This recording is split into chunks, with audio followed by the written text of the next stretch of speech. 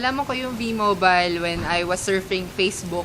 Tapos nakita ko yung Facebook friend ko na nag-post siya doon, nakalagay, I earned 4,500 pesos or 5,500 in while I'm sleeping. So, syempre gusto ko yun. Natutulog, may earning. So, tinry ko siya, nakita ko, tapos nagustuhan ko. First networking company ko kasi to. So, wala akong kaalam-alam. Tapos yung nag-invite sa akin is from Cebu.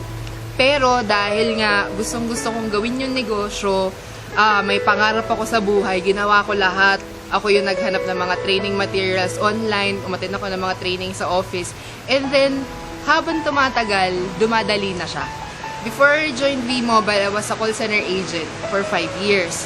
So, ako yung tipo ng tao na parang tinawag nila vampira. Kumbaga, tulog sa umaga, gising sa gabi. So, kami rin yung tipo ng tao na kahit Pasko, New Year, Holy Week, may pasok. So, nakakasawa din siya kasi kahit wala ko yung sweldo mo, sweldo bayad utang ka pa rin. Kaya talaga nung nakita ko yung V-Mobile, ito na yung nakikita ko, time freedom tsaka financial freedom. Si V-Mobile, ginawa ko siya, una, syempre, kailangan pag-aralan mo talaga yung negosyo. So, pinag-aralan ko yung negosyo, online at saka sa office. And then, ginawa ko siya mostly online sa paghanap ng mga tao na makakakita or makakagusto ng negosyo. After that, tinuro ko lang dun sa mga grupo ko kung paano ko siya ginawa. And ngayon, more than 5,000 members na yung under my team. Para sa mga taong nang-reject sa akin, salamat. Kasi yun yung mga taong nagpatibay sa akin. Kasi naniniwala ako na kung magpapadala ako dun sa mga rejections na yon, walang mangyayari sa buhay ko.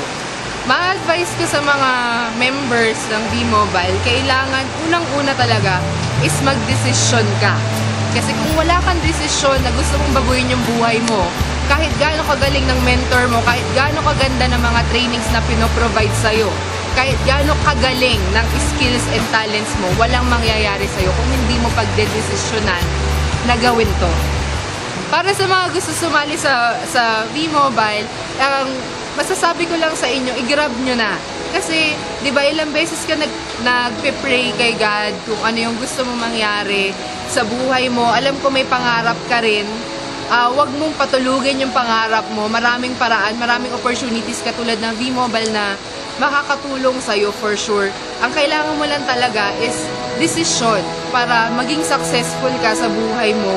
Huwag kang makinig dun sa mga taong sinasabing hindi totoo yan or scam yan or pyramiding yan. Kasi kung yung tipong sila ba yung mga tao na negative sa'yo, na sinasabi nila na hindi totoo yan, okay lang maniwala ka kung if and only if, pag may nagkasakit sa pamilya mo, sila yung magpapa-ospital sa family mo.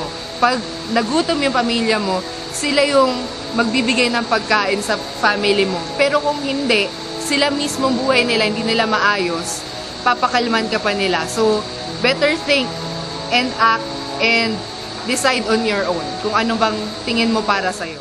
The winner of the MySurf MyRide promo and will win the grand prize of Mitsubishi Montero Sport is Miss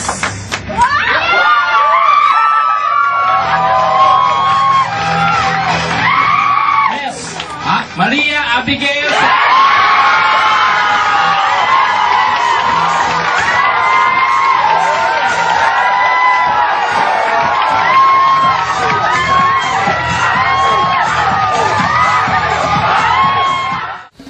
So very thankful ako kasi because of V-Mobile, nakuha ko yung pinapangarap ko na brand new SUV which is Mitsubishi Montero. Nakuha ko siya, pinagkaloob siya ni God through V-Mobile dahil nagkaroon nga ng My Turf, My Ride, which is nung nilaunch siya ng V-Mobile, it's all about incentivized consumerism, which means hindi ka magbebenta ng load, gagamitin mo lang yung prepaid load na lagi mo naman ginagawa and you will earn from your group's consumption.